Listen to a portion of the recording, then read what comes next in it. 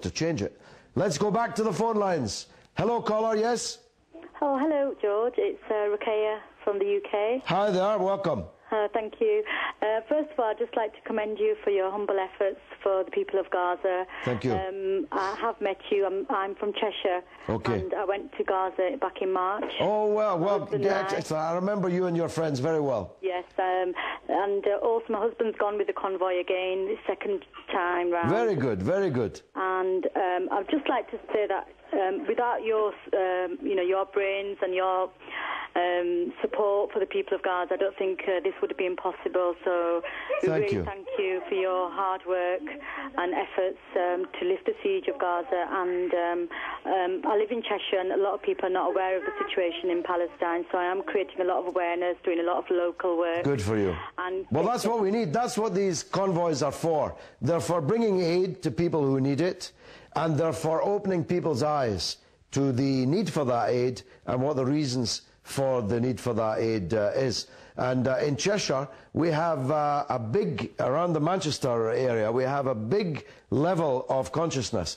raised by Viva Palestina and by other organizations campaigning in the field.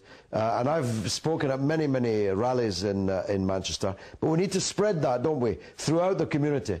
And we need to tell people the suffering's not over just because most of the cameras have left. And that's why we've headed for Gaza at this time of the year, to reach there on the anniversary.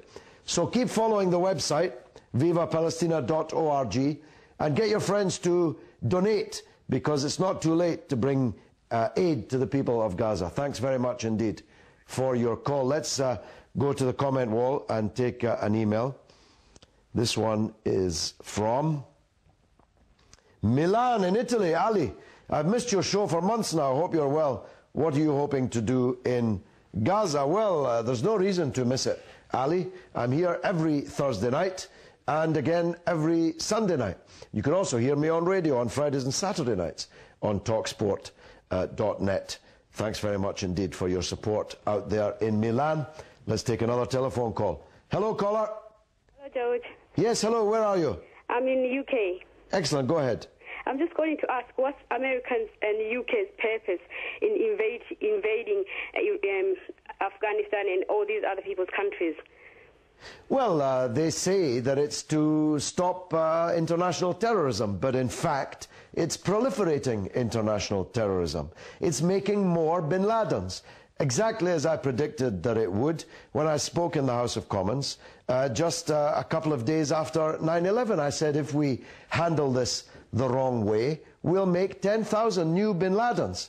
And we did handle it the wrong way. We invaded and occupied one country after another, and if we hadn't been stopped by the resistance in Iraq to the invasion and the occupation, well, who knows where the juggernaut would have gone next? Perhaps to Damascus, perhaps attempting to go to Tehran. They had many ambitions to continue their wars of aggression and occupation, but they were stopped dead by the resistance which their invasions have encountered. Of course, I always made it clear, they invaded Iraq for oil, for Israel, but above all, to terrify the world with American military power. In fact, the defeat of American military power has emboldened people all around the world. Here's another email on the comment wall. This one is from London. Emma, you said Israel's destabilizing the Middle East. How is that possible? What should Britain do to Palestine? Well, Britain is historically responsible for the disaster which the Palestinian people have suffered, because our minister, Mr. Balfour, promised on behalf of one people to a second people, a tiny fragment of international Jewry who called themselves Zionists, he promised them the land which belonged to a third people. And what was particularly brazen about that promise was that we did not even possess, even in an imperial sense, we did not even possess Palestine at that time. It was part of the Ottoman Empire.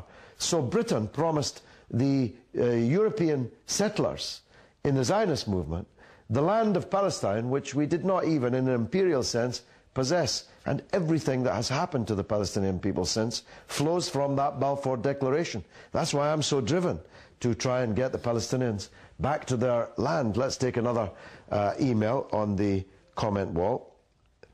This one is from Nigeria. Eric Samuel, our old friend. What's he got to say? It's a shame the British government is dancing to the tone of terrorists by ordering for the arrest of Livni. Eric, you've not been paying attention.